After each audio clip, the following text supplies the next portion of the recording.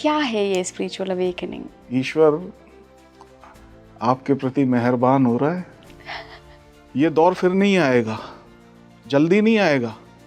ये जो दौर अभी चल रहा है, जिस तरीके से अवेकनिंग हो रही है, ये फिर नहीं आएगा। तो जिसको मौका मिले उसे तुरंत पकड़ लेना चाहिए, इस मौके का पूरा पूरा लाभ उठाना चाहिए उसे। सर, आपने दौर कहा, तो क्या इसका कुछ लेना देना 2025 से है? कल्कि जी तो आएंगे, अभी उनको आने में बहुत समय है, तो अवतार को आने में टाइम है। तो क्या करते हैं, नेचर ह्यूमन माइंड से वो आदमी जिसने निषेध की अवस्था को प्राप्त किया, जो मर्ज हो गया नेचर में, ऐसे व्यक्ति का चुनाव करती है जिसका स्वयं कुछ नहीं है, फिर वो नेचर ही है, उसके थ्रू काम करती है। और ये जो इतनी स्पिरिचुअल अवेकनिंग है, ये यूं ही नहीं हो रही होंगी। एक भौतिक दुनिया से आप आध्यात्मिक दुनिया की तरफ जब बढ़ रहे होते हो, तो जो बीच का ट्रांजिशन पीरियड है, ये बड़ा मुश्किल का दौर होता है। आपको अपने अनुभव से क्या लगता है? ट्रांजिशन आप किसी का भी देखिए, है ना, मतलब वो जो पीरियड जाता है एक से दूसरी तरफ जाने का, वो हमेशा कुछ तकलीफ दे तो होता ही है। तो उसको स्मूथली निकालने के लिए नेचर आपकी मदद करती है कि, और इसके बहुत सारे संकेत मिलते हैं। कुछ लोग अपने प्रारब्ध के ऊपर है, अपने संस्कारों के ऊपर है। हम आत्मा हैं, हम सभी आत्मा हैं। हमारा सबसे बड़ा लक्ष्य यही है कि यही जानना कि हम आत्मा हैं। तो जब ये अवेकनिंग हो रही है, गुरु की क्या भूमिका है? आपकी पात्रता पे डिपेंड करता है कि आप उस लायक हो गए हैं कि आपने अपने आप को बना लिया है, प्रकृति ने आपको उस तरीके से तैयार कर दिया है कि आप एक ऐसे गुरु के सानिध्य में बैठ कर के उस यात्रा को पूरी कर लें। कैसे हम डिसाइड करें कि मेरा गुरु अशरीरी हो सकते हैं या शरीरधारी हो सकते हैं? बाबूजी महाराज का उस पे ये जवाब था कि जलती हुई शमा पे तो हर परवाना मर मिटता है, बुझी हुई शमा पे मर मिटने वाला परवाना कोई विरला ही होता है। मोक्ष तो बाबूजी महाराज कहते थे, जब हम माया के तकरीबन 2.5 सर्कल पार कर लेते हैं, तो मोक्ष तो आत्मा को तभी मिल जाता है। प्रकाश से भी पहले, अहंकार से भी पहले। व्यक्ति की सेंसिटिविटी पे भी डिपेंड करता है कि उसको अनुभव होंगे या नहीं होंगे, या सबको होते हैं। जिनको अनुभव नहीं होते ना, मेरे ख्याल से उनसे अच्छी कंडीशन तो किसी की नहीं है।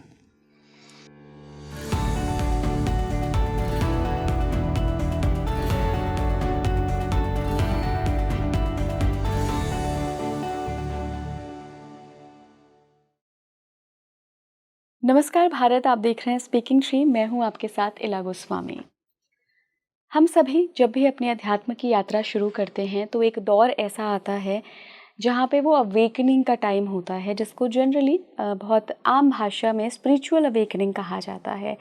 तो ये जो ट्रांजिशन का दौर होता है, जब हम स्पिरिचुअलिटी की तरफ बढ़ रहे होते हैं, मर्ज हो रहे होते हैं, बीच का दौर ऐसा होता है कि जब बहुत सारे संकेत मिलते हैं, बहुत अनुभव होते हैं, बहुत परेशानियां भी आती हैं।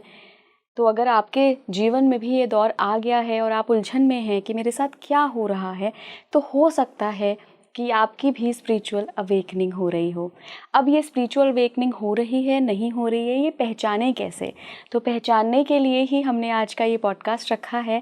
उन संकेतों पे हम बात करेंगे और एक ऐसे व्यक्ति से बात करेंगे जो इस दौर से, इस ट्रांजिशन से खुद गुजरे हैं। बहुत गुरुओं के पास गए, वो बहुत संतों के पास गए, लेकिन फाइनली जब उन्हें उनके गुरु मिले, तब उन्हें इस स्पिरिचुअल अवेकनिंग का असली अर्थ समझ आया कि ये क्यों हुआ और उनका लाइफ का पर्पस क्या है।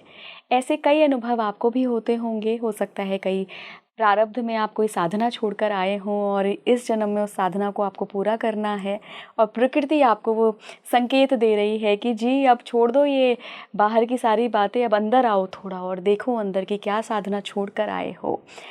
आज इन्हीं संकेतों पर, इन्हीं आध्यात्मिक अनुभवों पर, इन्हीं मिस्टिकल एक्सपीरियंसेस पर और गुरु की क्यों आवश्यकता है, इस पर हमने बात करी है। मेरे साथ जो मेहमान जुड़े हैं, आप पहले भी उनसे मिल चुके हैं। स्पिरिचुअल थिंकर हैं और खुद साधक हैं, खुद एक्सपीरियंस किया हुआ है उन्होंने साधना को। मैं बात कर रही हूँ अतुल दयाल सर की। सर, बहुत बहुत स्वागत है आपका स्पीकिंग श्री पर।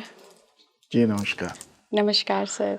एक बार फिर से आप हमारे सारे ऑडियंस के साथ जुड़ रहे हैं। पिछले पॉडकास्ट को लोगों ने बहुत पसंद किया और उनके कमेंट्स में ही आए कि हमको और बात करनी है स्पिरिचुअल अवेकनिंग पर, अध्यात्म की राह पर, गुरु के चुनाव पर, और ख़ास कर कि हमें भी अनुभव हो रहे हैं तो हम किसी ऐसे व्यक्ति से अनुभवों के बारे में सुनना चाहते हैं जिनके अपने अनुभव हों।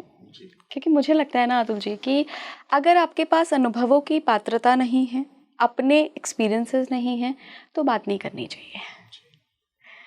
सबसे पहले मैं स्पिरिचुअल अवेकनिंग को ही जानना चाहूँगी कि अभी विश्व भर में अतुल जी स्पिरिचुअल अवेकनिंग का दौर चल रहा है। मेरे बहुत सारे ऑडियंस हैं जिनके जीवन में भी ये घटनाएं घटित हो रही हैं। क्या है ये स्पिरिचुअल अवेकनिंग? ईश्वर आपके प्रति मेहरबान हो रहा है,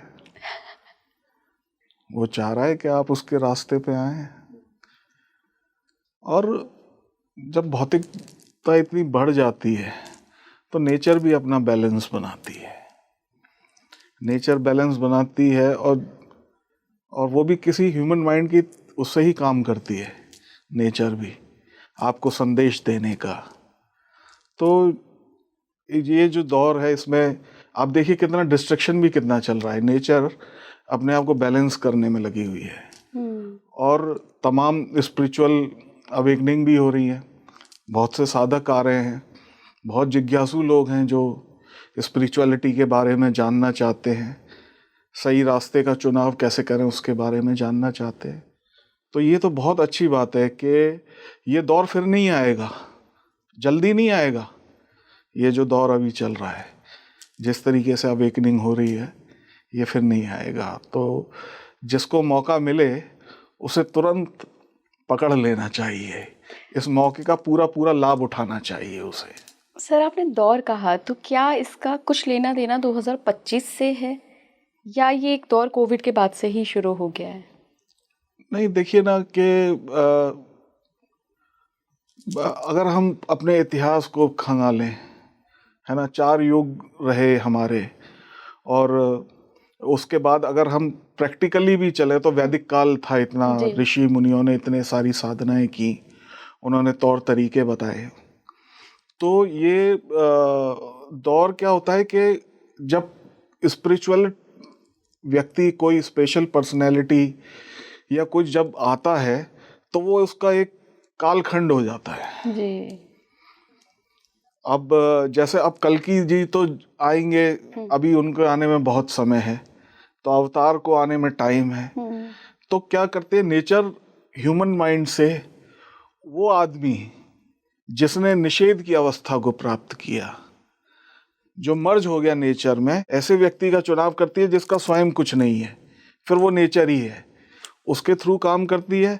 और ये जो इतनी स्पिरिचुअल अवेकनिंग है, ये यूं ही नहीं हो रही होंगी, कोई ना कोई इसके पीछे कोई पर्सनैलिटी है जो काम कर रही है। और इस जो ये दौर चल रहा है, आप दौर की बात की आपने, इसका फ़ायदा उठाना चाहिए। हमें अध्यात्म की तरफ जाना चाहिए। मैं क्या हूँ, मैं क्यों हूँ, क्या मेरा प्रयोजन है इस पृथ्वी पे आने का, क्या मेरी यात्रा है, उसको जानना चाहिए हमें। आप सभी को मैं बता दूं कि सर की भी आध्यात्मिक जर्नी आज से कुछ वर्षों पहले शुरू हुई और उनका एक अपना अनुभव का दौर वहाँ से शुरू हुआ। थोड़ा सा स्पिरिचुअल अवेकनिंग के लक्षणों और उस दौरान क्या होता है, क्योंकि मैंने बहुत लोगों के मुंह से सुना है कि ये बहुत इंटेंस होता है, जो ट्रांसफॉर्मेशन की जर्नी है ना, कि आप एक भौतिक दुनिया से आप आध्यात्मिक दुनिया की तरफ जब बढ़ रहे होते हो, तो जो बीच का ट्रांजिशन पीरियड है, ये बड़ा मुश्किल का दौर होता है। आपको अपने अनुभव से क्या लगता है? नहीं, वाकई में आप सही कह रहे हैं कि कष्टदायी तो होता है। कष्टदायी इन द सेंस, मतलब एक अजीब तरह की बेचैनी, आपको अतृप्त महसूस रहना, कोई मतलब इच्छा का कोई चीज नहीं मिल पाना, जैसे होता है ना, क्या चाहिए यही नहीं पता। हाँ, मतलब चाहिए, एक कंफ्यूजन की स्टेट बन जाती है। और उसको फिर लेकिन आपकी ऊपर वाला उसमें आपकी पूरी मदद करता है, आपको रास्ता दिखाने में, आपको सही गंतव्य तक ले जाने में, कि आप अपना स्पिरिचुअल जर्नी शुरू करें। लेकिन हाँ, क्योंकि ट्रांजिशन है, ट्रांजिशन आप किसी का भी देखिए, है ना, मतलब वो जो पीरियड जाता है एक से दूसरी तरफ जाने का, वो हमेशा कुछ तकलीफ दे तो होता ही है। तो उसको स्मूथली निकालने के लिए नेचर आपकी मदद करती है कि, और इसके बहुत सारे संकेत मिलते हैं। कुछ लोग अपने प्रारब्ध के ऊपर है, अपने संस्कारों के ऊपर है। कुछ लोगों को स्वप्न के रूप में संकेत मिलते हैं। कुछ लोगों को लोगों के अरे ये बात तो इन्होंने मेरे मन की कह दी, किसी व्यक्ति से संकेत मिल जाता है ना। कुछ लोग ट्रैवल कर रहे हैं तो रास्ते में कुछ चीज़ दिख जाएगी, कुछ ऐसा, अरे ये तो मैंने सपने में देखा था और इससे तो बड़ी मेरे को प्रेरणा मिली, और इस तरीके। तो संकेत, प्रकृति हमको संकेत देती है कि अब आपका समय शुरू हो रहा है, आप इस रास्ते पे चलें, वो बताती है आपको। और अब यहाँ पे सही चुनाव करने का भी वो आ जाता है कि किस रास्ते पे जाएं, कैसे करें। क्योंकि गुरु मतलब स्पिरिचुअल के लिए बेचैनी होना बहुत ज़रूरी है। अपने लक्ष्य, मतलब जो आत्मा की भूख है, उसको मिटाने के लिए आपके अंदर बेचैनी होना बहुत ज़रूरी है। और अगर बेचैनी जितनी ज़्यादा रहेगी, उतनी जल्दी आपको समाधान मिलेगा। ये है। आपकी अपनी आध्यात्मिक यात्रा के दौरान जब ये बीच का ट्रांजिशन फेज आया, क्या क्या हुआ? मेरे को, मैं एक बेचैनी के दौर से गुजरा। मतलब जैसे होता है ना कि आदमी सो जाता है लेकिन करवट बदल रहा है, चैन नहीं मिल रहा, बैठे हैं फिर भी मतलब लग रहा है कि कोई चीज़ अधूरी है। तो मन करता था कि कहीं भाग जाओ, कोई ढूंढो ऐसा जो मेरे उत्तरों का, मेरे जो सवाल हैं उनका उत्तर दे पाए। कहीं कुछ ऐसे लोगों से मिलना चाहिए मुझे। तो बड़े बड़े साधु संतों के नाम उस समय होते थे कि ये हैं, इनसे मिलिए जा कर के। तो मैं गया भी साधु संतों के पास, लेकिन वो कहीं मेरी बेचैनी को वो लोग नहीं दूर कर पाए। तो इधर उधर बहुत भटका मैं। मतलब मैं आपको बताऊं, कई बार तो मैं बद्रीनाथ और उधर पहाड़ों पे चला गया कि शायद मुझे यहाँ शांति मिल जाए। लेकिन शांति, जब तक आपके अंदर शांति नहीं है तो बाहर भी कहीं शांति नहीं मिलेगी। तो फिर मैं लौट के फिर वापस आया। फिर उस दौरान मैं संपर्क में आया आगरा में। मैंने चारी साहब का फोटो देखा था पहले, जो समय श्री रामचंद्र मिशन के हेड थे। तो मैंने देखा कि बड़ी उनके चेहरे पे जो एक वो दिखाई दिया ना मेरे को, एक अजीब किस्म की शांति, और इतनी गहरा, मतलब उनकी आंखें इतनी गहरी, और वो सब देख करके लगा कि यहाँ कुछ बात बन सकती है। तो मैंने उनसे पता किया जहाँ वो फोटो लगा हुआ था। तो उन्होंने फिर मेरे को बताया कि हम लोग सब ध्यान करते हैं, एक माध्यम है ध्यान का, एक तरीका है, और अगर आप शुरुआत करना चाहते हैं तो आपको इनिशियली 3 सिटिंग्स लेनी पड़ेंगी। ओके। तो मैंने कहा वो सिटिंग्स कैसे गुरुजी देंगे? बोले नहीं, प्रिसेप्टर्स हैं हमारे, सब जगह हैं। पहले मैंने कभी नाम भी नहीं सुना था, तब पता लगा कि ऐसा भी कोई मतलब संस्था है जो। तो फिर मैं प्रिसेप्टर्स का एड्रेस यहाँ दिल्ली में जो थे उनका लेकर के आया, उनसे मैंने सिटिंग ली। मेरे को 3 सिटिंग में ये पता लग गया था कि हाँ, मुझे मेरा रास्ता मिल गया है। जिस तरह जो भूख थी, जो आध्यात्मिक भूख मेरे अंदर जागी हुई थी, उसको भोजन मिलना शुरू हो गया था। पर्सनल लाइफ में क्या चल रहा था? क्योंकि कई बार क्या होता है ना सर, आपने जैसे कहा कि मुझे मेरा रास्ता मिल गया। एक व्यक्ति है जिसकी स्पिरिचुअल अवेकनिंग का दौर चल रहा है, उसको समझ नहीं आ रहा, बेचैनी हो रही है, प्यास नहीं बुझ रही है, ऐसा लग रहा है कि नेवर एंडिंग डिज़ायर्स हैं कि अच्छा मुझे लगा गाड़ी पालूंगा तो खुश हो जाऊंगा, लेकिन गाड़ी पाली फिर भी खुश नहीं हुए, क्योंकि अध्यात्म की भूख है वो। तो जब वो भूख आपकी शांत हुई, या जब शांत होने की तरफ आप आगे बढ़े, तो आपने पर्सनल लाइफ में क्या चेंजेस देखे? क्या आपने करियर छोड़ दिया, या करियर में संतुष्टि आ गई? कैसा था दोनों का बैलेंस? बिल्कुल नहीं, बल्कि पहले जब मैंने अपना अध्यात्म का रास्ता शुरू किया था, उससे पहले बिल्कुल यही स्थिति थी कहीं मतलब कहीं नौकरी में मन नहीं लग रहा है, छोड़ दिया, मतलब अजीब मतलब उसमें व्याकुलता में घूमना, मतलब कि ये भी नहीं करना वो भी नहीं करना, समझ में ही नहीं आ रहा था, कोई रास्ता ही नहीं मिल रहा था। स्पिरिचुअलिटी में आने के बाद, ध्यान करने के बाद एक स्टेबिलिटी आने लगी, एक स्थायित्व आने लगा जिंदगी में। और मैं जब भी ध्यान से उठता था तो बड़ा अच्छा मेरे को अनुभव होता था, लगता था कि आज संतुष्टि हुई है मेरे को। तो बल्कि धीरे धीरे फिर काम में भी मन लगने लगा, है ना, विचारों में बदलाव आने लगा, बहुत सारी चीज़ें जो थी वो अपने आप छूट गई। इस तरीके से मतलब ट्रांसफॉर्मेशन हो रहा था धीरे धीरे करके कि जो सांसारिक बातें होती हैं या घर बार में होती हैं या दोस्तों के साथ बैठ के होती हैं, वो बड़ी छोटी लगने लगी कि हम लोग किस विषय में लगे हुए हैं, जबकि यात्रा बड़ी लंबी है और अगर रास्ता मिल जाए तो आसान हो जाता है कि हमें अपनी मंजिल तक पहुंचना है। ये है। मैं थोड़ा सा गुरु पर आना चाहूँगी। जी जी। कि ऐसा कहा जाता है कि जो ये अवेकनिंग का टाइम होता है, जब हम जागृत हो रहे होते हैं अब, क्योंकि हम आत्मा हैं, हम सभी आत्मा हैं, हमारा सबसे बड़ा लक्ष्य यही है कि यही जानना कि हम आत्मा हैं। तो जब ये अवेकनिंग हो रही है, गुरु की क्या भूमिका है?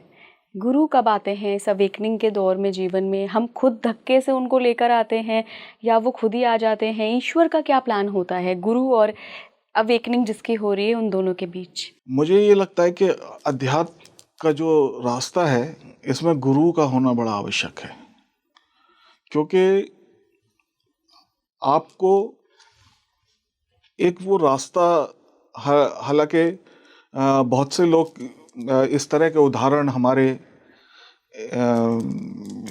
आध्यात्मिकता में पहले रहे हैं, जिन्होंने किताबों को पढ़ करके अपनी यात्रा शुरू करी है अध्यात्म की और एक स्टेज तक पहुँचे भी हैं। इस तरह के साधक भी इस पूरी यात्रा में रहे हैं। लेकिन क्या है कि गुरु की आवश्यकता बहुत है। अब आप कबीर साहब को देख लीजिए। कबीर साहब इतने बड़े संत, फिर भी वो बेचैन रहे कि मेरे को नहीं, गुरु से मेरे को दीक्षा लेनी है। और रामानंद जी के पास वो गए भी, जब कुछ नहीं तरीका मिला तो सीढ़ी पे लेट गए और उन्होंने जब स्पर्श किया और राम राम उनके मुंह से निकला, वो उनका गुरु मंत्र बन गया। तो और उसके बाद उन्होंने गुरु पे कितना लिखा भी है कि ये तन विष की बेलरी, गुरु ज्ञान की खान, शीश कटे गुरु मिले तो भी सस्ता जान। मतलब इससे ज़्यादा पराकाष्ठा गुरु के चाहने के लिए नहीं हो सकती। क्या आपको अगर अपना शीश देकर भी गुरु अगर आपको मिल रहा है तो वो भी बहुत सस्ता है। तो गुरु का तो महत्व इतना ज़्यादा है। अब आप, ये एक उदाहरण है, एक रामकृष्ण परमहंस जी का उदाहरण है कि वो इतने बड़े संत थे जो माँ से सीधे बात किया करते थे, फिर भी तोतापुरी जी ने उनको वेदांत का ज्ञान दिया। तो गुरु की आवश्यकता अध्यात्म मार्ग में बहुत इम्पोर्टेंट है और मतलब आवश्यक है कि, और अच्छा गुरु मिल जाए तो बस बात ही क्या है, आपका इधर का भी जीवन संवर गया, उधर का भी जीवन संवर गया, क्योंकि उन्हीं के प्रति सब समर्पित हो जाता है। ये है। सर, एक और प्रश्न है मेरा कि कई लोग हैं जो अशरीरी गुरु, यानी कि जो शरीर त्याग चुके हैं जी, उनको अपना गुरु मानते हैं। कई लोग हैं जो लिविंग शरीर में जो हैं अभी, उनको गुरु मानते हैं। कैसे हम डिसाइड करें कि मेरा गुरु अशरीरी हो सकते हैं या शरीरधारी हो सकते हैं? ये तो एक बड़ा इम्पोर्टेंट प्रश्न है, बहुत आध्यात्मिक रूप से बहुत महत्वपूर्ण है। हमारा जो प्रारब्ध है ना, वो इसमें एक अभिनय मतलब करता है, मतलब हमारा इसमें सहयोग करता है उसमें कि ये प्रश्न हमने तो अपने गुरुजी से सुना कि बाबूजी महाराज से किसी ने पूछा था कि लोग लिविंग गुरु की बात करते हैं, क्या लिविंग गुरु का होना जरूरी है? तो बाबूजी महाराज का उस पे ये जवाब था कि जलती हुई शमा पे तो हर परवाना मर मिटता है, बुझी हुई शमा पे मर मिटने वाला परवाना कोई विरला ही होता है। तो मुझे लगता है बाबूजी साहब की बात में ये लगता है कि वो विरले को भी प्रकृति ही तैयार करती होगी उस साधना के लिए, उस रास्ते पे चलने के लिए, कि उनके साथ उनका संपर्क हो जाए और उनसे उनको दिशा निर्देश मिलने लगे। वो आपकी पात्रता पे डिपेंड करता है कि आप उस लायक हो गए हैं कि आपने अपने आप को बना लिया है, प्रकृति ने आपको उस तरीके से तैयार कर दिया है कि आप एक ऐसे गुरु के सानिध्य में बैठ कर के उस यात्रा को पूरी कर लें। तो ये उनका जवाब हुआ करता था। तो मुझे लगता है, लेकिन हाँ, लिविंग गुरु बहुत ज़रूरी है, क्योंकि आप जो आप रोज़ साधना कर रहे हैं, रोज़ आपके जो अनुभव हो रहे हैं, वो आप किससे शेयर करेंगे? किसी को तो बताएंगे ना कि मेरे साथ ये हुआ, मेरे को ऐसा लग रहा है साधना में, मेरे को अभी डर लग रहा है, या मेरे को बहुत गहरा लग रहा है, बहुत मैं वो हूँ। तो ये एक लिविंग गुरु से आप बात कर सकते हैं और वो आपको उस रास्ते में, अगर आपके कोई क्या कहते हैं, कोई रुकावट आ रही है, उसको वो दूर कर सकते हैं, फिर आपकी यात्रा आगे करा सकते हैं। ये आपको लिविंग गुरु के होने का फ़ायदा है। एक किताब आपने ही मुझे दी थी, उसमें कहीं मंडलों की बात की गई थी। हाँ जी। कि कुछ मंडल हैं, और उसको मैं गुरु से जोड़कर ये सवाल करना चाहूँगी कि मंडल क्या है और इसमें गुरु कहाँ आते हैं, पात्रता कहाँ आती है, और क्या हर व्यक्ति गुरु बन सकता है, दीक्षा दे सकता है, ज्ञान दे सकता है? ये मंडल से कैसे डिसाइड करेंगे? और ये मंडल, पहले तो बताइए ये मंडल क्या है? बाबूजी महाराज ने एक 23 सर्कल का एक थ्योरी अपनी बताई है कि जब आदमी आध्यात्मिक विकास करता है तो उसकी यात्रा कैसे चलती है ऊपर। उसमें पहले जब यात्रा शुरू करता है, पहले 5 सर्कल जो है माया के आते हैं, फिर 11 अहंकार के सर्कल आते हैं, अहंकार के सर्कल के बाद 7 सर्कल प्रकाश के हैं। ये केंद्रीय क्षेत्र है। जब किसी अभ्यासी की या किसी साधक की पहुंच केंद्रीय क्षेत्र तक हो जाती है, आप ये मानिए, तब या तो प्रकृति उसको निर्देशित करेगी या गुरु उसको निर्देशित करेंगे कि आप जो है किसी को दीक्षा दे सकते हैं, या आप किसी को आगे का मार्ग बता सकते हैं, क्योंकि ये अनुभव का पूरा मामला है। इसमें आपको अनुभव होना चाहिए, बिना अनुभव के कुछ नहीं बोलना चाहिए। तो ये उस थ्योरी के बारे में था जो बाबूजी महाराज ने बताई। और इस प्रकाश के मंडल की बात क्या है सर? प्रकाश के मंडल के बाद मतलब वो केंद्रीय क्षेत्र है, फिर उसके बाद केंद्र है, जहाँ से सृष्टि का आना हुआ। हाँ, वो सोर्स है। तो हम सभी की यात्रा, हर आत्मा की यात्रा, क्या उस सोर्स तक पहुँचना है? बिल्कुल। अगर आपकी बेचैनी है तो नेचुरली आप जिस सोर्स से छूट करके आए वहीं आपको मर्ज होने की बेचैनी बनी रहेगी, और आत्मा तो चाहती है कि मैं बिल्कुल जा कर के वापस अपने स्रोत में मिल जाऊं जा कर के। तो ये आध्यात्मिक मामला है। इसको मतलब एक गुरु के सानिध्य में अगर आप करेंगे तो आप और अच्छे से उसको समझ पाएंगे। क्या इस प्रकाश के सर्कल के बाद जो केंद्र है यही मोक्ष है? मोक्ष तो बाबूजी महाराज कहते थे जब हम माया के तकरीबन 2.5 सर्कल पार कर लेते हैं तो मोक्ष तो आत्मा को तभी मिल जाता है। प्रकाश से भी पहले, अहंकार से भी पहले। लेकिन उसके बाद जो यात्रा है वो बड़ी इन्फिनिटी की यात्रा है। वो एक गुरु के सानिध्य में ही जो है वो पूरी की जा सकती है। अच्छा सर, मैं कैसे पहचानूंगी कि मैं अभी माया के कौन से सर्कल पे हूँ? माया का सर्कल पार करके अहंकार पे पहुँची, अहंकार पार करके प्रकाश पे पहुँची, ये मैं कैसे पहचानूँ अगर मैं अपनी आध्यात्मिक यात्रा शुरू करूँ? देखिए, जो मैं साधना करता हूँ, जो मैं अभ्यास करता हूँ, उसमें आप एक बहुत इम्पोर्टेंट चीज़ है डायरी लिखना, जिसमें आप अपने अनुभव लिखते हैं, पहले दिन का अनुभव और 3 महीने बाद का अनुभव आपकी यात्रा को बता देगा कि आपने क्या यात्रा की है, क्या आपने ध्यान के दौरान आपने क्या महसूस किया, क्या आपको लगा, क्या आपने शारीरिक रूप से मानसिक रूप से क्या अनुभव किया। आप जब उसमें लिखते हैं और आप अपने गुरु से जाकर के जब कहते हैं कि मेरे को क्या कहते हैं, मेरे को इस तरह का अनुभव हो रहा है, फिर वो आपको मार्गदर्शन देते हैं और आपको बताते हैं कि आप कहाँ पे हैं। तभी सर कहते हैं कि गुरु की भूमिका बहुत है। ऐसे आपको न जाने कितने अनुभव हो रहे हैं, अब आप फ़र्क ही नहीं पता कर पा रहे हैं कि ये अनुभव सच्चे हैं, ये अनुभव फंसाएंगे, ये माया है, ये प्रकाश है, ये क्या है। मतलब गुरु की इम्पोर्टेंस तो इसीलिए बहुत ज़्यादा है ना हमारे अध्यात्म के अंदर। तो आपने कभी अपने गुरु से, जिनसे भी आप दीक्षित हैं, आपने बताया चारी जी से आप दीक्षित हैं जी, आपने कभी उनसे अपने अनुभव शेयर किए? उनका क्या कहना था, और कोई तो अनुभव बताइए। मैं तो हर चीज़ उनको बता देता था, क्योंकि मेरे को घबराहट हो रही है। कभी कभी होता था इस तरीके का सिटिंग्स में जो अनुभव होते हैं, तो जो अनुभव मेरे को होते थे मैं डायरी में तो लिखता ही था, लेकिन मैं उनको जाके बता भी दिया करता था। तो वो कभी कभी किसी अनुभव पे वो हंसा भी करते थे कि अच्छा है, अच्छी यात्रा कर रहे हो। इस तरीके से वो बताते थे। और कभी कभी तो बहुत अलौकिक एक्सपीरियंस भी इसमें होते हैं। जैसे जैसे एक बहुत छोटा सा एक एक्सपीरियंस है, हैदराबाद की बात है। मास्टर ऐसे बैठे हुए थे और मैं बिल्कुल यहाँ सामने बैठा हुआ था, उनके बिल्कुल सामने।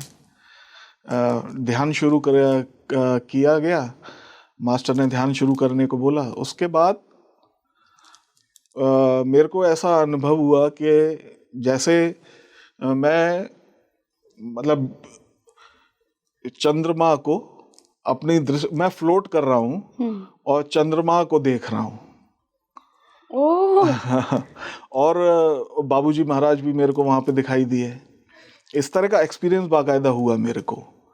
और जब ध्यान खत्म हुआ तो उसके बाद मास्टर ने बोला आज कौन कौन चांद पे गया था। मैं हतप्रद रह गया मैं कि ये बिल्कुल जो मेरे ध्यान में जो अनुभव हुआ वही बात उन्होंने अपने मतलब बोल दी है। तो मैं बिल्कुल हैरान रह गया। तो कुछ इस तरीके के अनुभव होते हैं और अच्छा है, अनुभव जितने भी हों आप अपने लिखिए, डायरी में लिखिए, मास्टर से शेयर करिए, मास्टर को चिट्ठी लिखिए, ईमेल करिए उनको अपने अनुभव के बारे में, वो आपको फिर गाइड करेंगे आगे। जो अभी आपने अनुभव बताया कि चांद देखा आपने और जी, आप उसके आसपास सर्कल कर रहे थे, और ये बात आपके गुरुजी को पता थी बिना आपके बताए, क्योंकि जब आप हाँ, ध्यान से उन्होंने वापस आए बिल्कुल आँख तो खुलते उन्होंने ही कह दिया। हाँ। तो क्या वो ध्यान के जरिए आप लोगों को एस्ट्रल ट्रैवल करा रहे थे? अब ये हमने ये कभी उनसे प्रश्न नहीं किया, क्योंकि उन्होंने केवल इतना ही बोला कि आज कौन कौन चांद पे गया था। लेकिन ये एक एक्सपीरियंस है और नॉर्मली जनरली किसी को होता नहीं है इस तरह का एक्सपीरियंस। यही इसी पे मैं बात करना चाहूँगी। कई सारे लोग हैं जो मुझे बताते हैं कि इला जी हम बहुत कोशिश करते हैं मेडिटेशन करने की, हम करते भी हैं, हम बहुत अच्छी जगहों से सीख भी रहे हैं, लेकिन हमारे दिमाग में ऐसा क्या है कि हमें कभी कोई अनुभव नहीं होता। तो क्या ये व्यक्ति की सेंसिटिविटी पे भी डिपेंड करता है कि उसको अनुभव होंगे या नहीं होंगे, या सबको होते हैं? बड़ी अच्छी बात आपने ये प्रश्न है। और आध्यात्मिक मार्ग में अनुभव होते हैं, अच्छे भी होते हैं, कुछ वैसे भी होते हैं।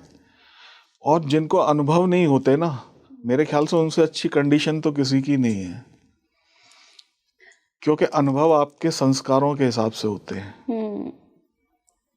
जब आप अपने संस्कारों की आपने परत खत्म कर ली, जब आप प्याज के सारे छिलके उतार देंगे तो क्या बचेगा? कुछ नहीं। तो कुछ नहीं की स्टेज तो सबसे अच्छी है ना। तो वो तो फिर मतलब एनलाइटेंड सोल्स हैं ध्यान की वो स्टेज आ जाना जब जिसमें अनुभव आप विचार शून्यता हो जाए, अनुभवहीनता हो जाए, उससे बड़ी तो कोई स्टेज ही नहीं है। और बताइए, लोग इस बात को लेकर परेशान हैं कि उनको अनुभव नहीं हो रहे हैं। नहीं, ये तो बहुत अच्छी स्टेज है। जब तक अनुभव हो रहे हैं यानी अभी भी आप माया से ग्रसित हैं और आपके ऊपर आपके संस्कार जो है अभी भी आपको मतलब घेरे हुए हैं। अनुभव क्या है? आप कोई भी परत को जब उतारते हैं वही तो अनुभव है ना। जी। जब परत ही सब उतर गई तो उसके बाद तो अनुभव रहता ही नहीं है। जब आप एकात्म हो जाते हैं किसी से तो फिर क्या, तू मैं हो गया, मैं तू हो गया, तो फिर बचा क्या? बीच में तो कुछ नहीं बचा। तो क्या सर ऐसा हो सकता है कि जिन लोगों को अनुभव नहीं हो रहे हैं, आप मुझे कमेंट बॉक्स में बताइएगा अगर आप उन लोगों में से एक हैं, तो उनका कुछ प्रारब्ध ऐसा रहा है कि जहाँ पे वो ये सारे अनुभव करके आ चुके हैं और अब बस कहीं वो साधना छूट गई थी जो इस जन्म में आके पूरी करनी है। भगवान कृष्ण ने गीता में कहा है कि मेरा योगी जहां अपनी साधना को छोड़ता है वहीं से अगले जन्म में फिर अपनी साधना शुरू करता है। तो हो सकता है कि बहुत से लोगों ने अनुभव पिछले साधना में कर लिया हो, इसमें अनुभव की उतनी ज़रूरत नहीं है, एक यात्रा की ज़रूरत है। तो आपकी अगर यात्रा शुरू हो गई है और आप एक अच्छे गाइडेंस में हैं, एक अच्छे गुरु के निर्देशन में हैं, तो फिर निश्चित मानिए कि आपकी यात्रा पूर्ण होगी। अनुभव नहीं है, आप अपने गुरु से उसको शेयर करें, उनसे पूछें, वो उसका सही उत्तर आपको देंगे, मेरा ये मानना है। सर, ये कुछ हमारे चक्रों पे भी होता है क्या कि हम ध्यान के दौरान किस चक्र पर मेडिटेट कर रहे हैं वो भी अनुभवों को निर्धारित करता है? बिल्कुल सही है, क्योंकि हम जिस हमारी यात्रा है वो चक्रों से होकर के ही गुजरती है। इसमें रोल तो रहता है। और जैसे हमारा हृदय क्षेत्र है, मनस क्षेत्र है, फिर ब्रह्मांड मंडल है, पर ब्रह्मांड मंडल है, इस तरह से अलग अलग क्षेत्र भी हैं जो आध्यात्मिक साधना में आते हैं।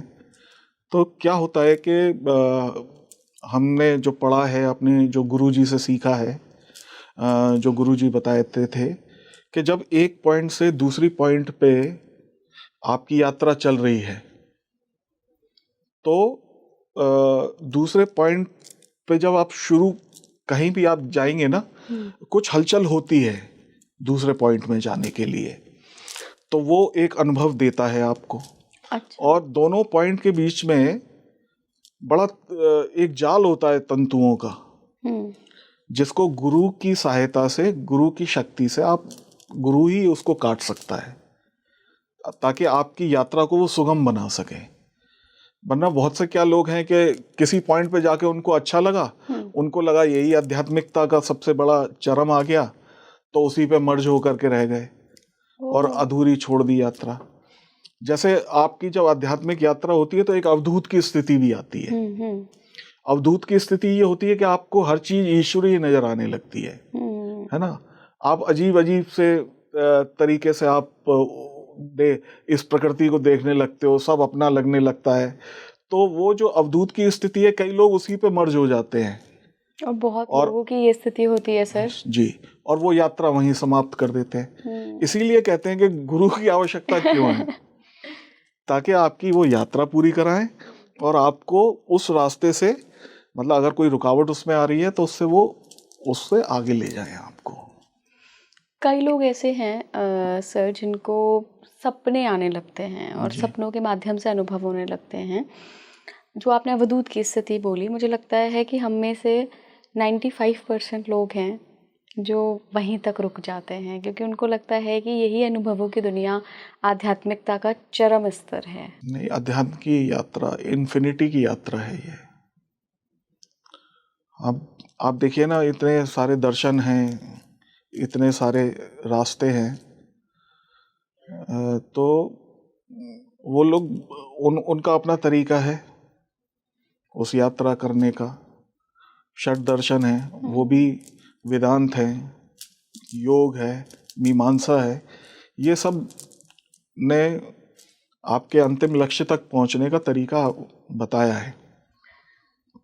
थोड़ा मुश्किल है, लेकिन जो ध्यान का माध्यम है, जो राजयोग का माध्यम है, वो मेरे ख्याल से सबसे अच्छा भी है।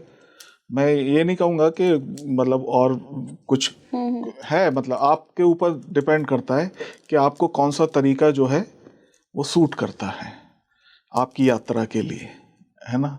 आप लगेज लेके चलना चाहते हैं यात्रा में, या आप बिल्कुल हंसते खेलते उससे निकलना चाहते हैं, तो ये आप पे डिपेंड करता है। तो यात्रा है, और जो कोई भी इस मार्ग पे आ रहा है, मैं तो कहूँगा कि शिद्दत के साथ कोई भी मार्ग ऐसा है, उसको शिद्दत के साथ उस पे पहले थोड़ा सा, उस पे धैर्य के साथ थोड़ा समय दें, अनुभव तो करें, है ना, फिर आगे उसमें बढ़ें जो भी है।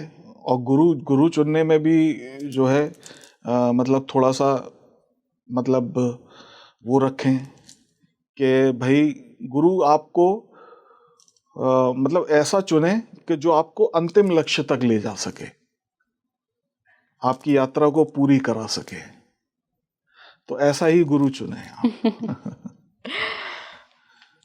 मुख्यतः दो तरीके के लोग होते हैं। एक जो पास्ट लाइफ से बहुत रिच आध्यात्मिक बैकग्राउंड लेकर आते हैं, जिन्होंने बहुत साधनाएं की होती हैं, बहुत अनुभवों से गुजरे होते हैं और उनको गुरु भी मिल गए होते हैं। उनकी एक यात्रा चल रही है, शरीर त्यागा नए शरीर में आए, उनकी आध्यात्मिक यात्रा का एक अलग तरीका होगा। दूसरे लोग जिन्होंने कभी किसी जन्म में बहुत हल्का फुल्का जो भी किया होगा, भक्ति के रूप में, धर्म के रूप में उन्होंने किया, छोड़ा तो शरीर धारण किया। अब ये दो लोग बिल्कुल अलग अलग तरीके के हैं। एक हैं जो मिस्टिकल एक्सपीरियंसेस को ही अध्यात्म मान रहे हैं, उनको लग रहा है कि मुझे सपने आ रहे हैं, सपने सच हो रहे हैं, मैं तो आध्यात्मिक हो गया, मैंने सिद्धियाँ प्राप्त कर ली। वही लोग हैं अलग अलग तरीके के मिस्टिकल एक्सपीरियंसेस से गुजर रहे हैं। क्या उनके लिए गुरु अलग होंगे, और ये जो ऑलरेडी पिछले जन्मों में करके आए हैं और इस जन्म में बस उनकी एक ही प्यास है कि मैं वहाँ सोर्स तक पहुँच जाऊँ, मुझे अनुभवों का कुछ नहीं करना, मेरा रास्ता तो सोर्स है, क्या इनके गुरु अलग होंगे? क्या गुरु हमारी प्रवृत्ति और हमारी आध्यात्मिक पूर्व जन्मों की यात्रा से भी निर्धारित होते हैं? बड़ा इम्पोर्टेंट सवाल है ये। जो प्रकृति का जो एक तरीका है, बहुत सहज तरीका है आध्यात्मिक यात्रा का, और जो पिछले जन्म से, जैसे कोई योगी है, लॉर्ड कृष्णा ने गीता में भी कहा है कि उसको एक मार्ग मिल जाता है, वो एक पहले से ही सोल तय कर लेती है कि उसको कहाँ किस मार्ग में जाना है, तो वो तय कर लेते हैं।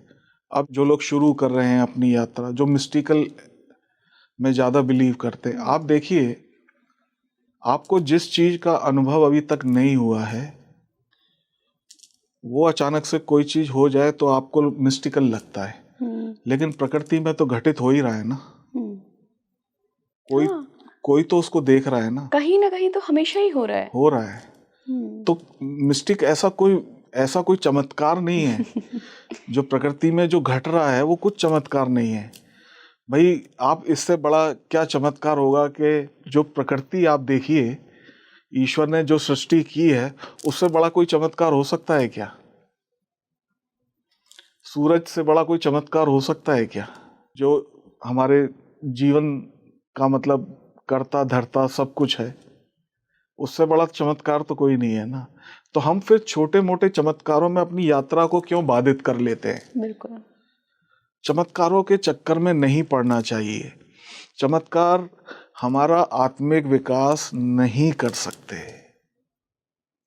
हमको अपने आध्यात्मिक विकास, अपने आत्मिक विकास, और जो अपनी यात्रा है, जो ईश्वर के प्रति हमारा जो दायित्व है, जिसके लिए हम लोग यहाँ पे आए हैं, हमें वो पूरा करना है, हमें वो मार्ग चुनना है। पर सर, इनकी आध्यात्मिक जर्नी तो पास्ट लाइफ से कुछ और रही है ना। ये तो इस जन्म में आकर पहले अनुभवों के दौर से गुजर रहे हैं, तो इनको उस तरीके के गुरु चाहिए। अगर गुरु सीधे ईश्वर का मार्ग दिखा देंगे तो हर किसी का एक स्तर होता है, और मैं कहती हूँ हर शिष्य की एक पात्रता होती है। पात्रता के हिसाब से ही ये सारी चीजें बनी थी।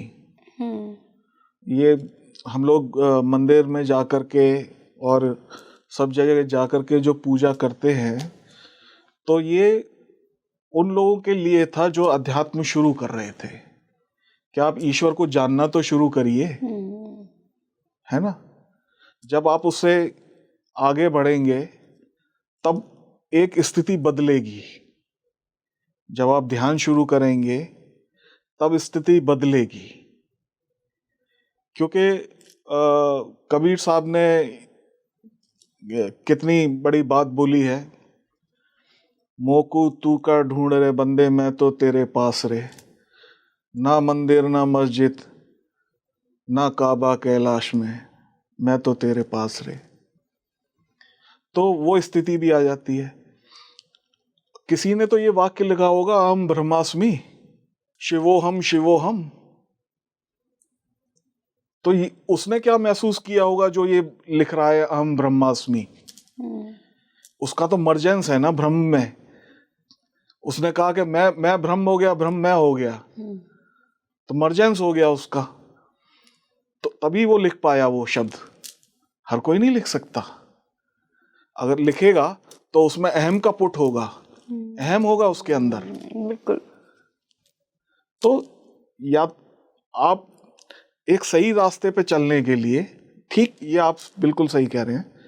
एक बच्चा भी होता है तो पहले नर्सरी, केजी, उसके बाद तमाम क्लासेस को पार करता हुआ 12वीं, फिर उसके बाद ग्रेजुएशन, पोस्ट ग्रेजुएशन।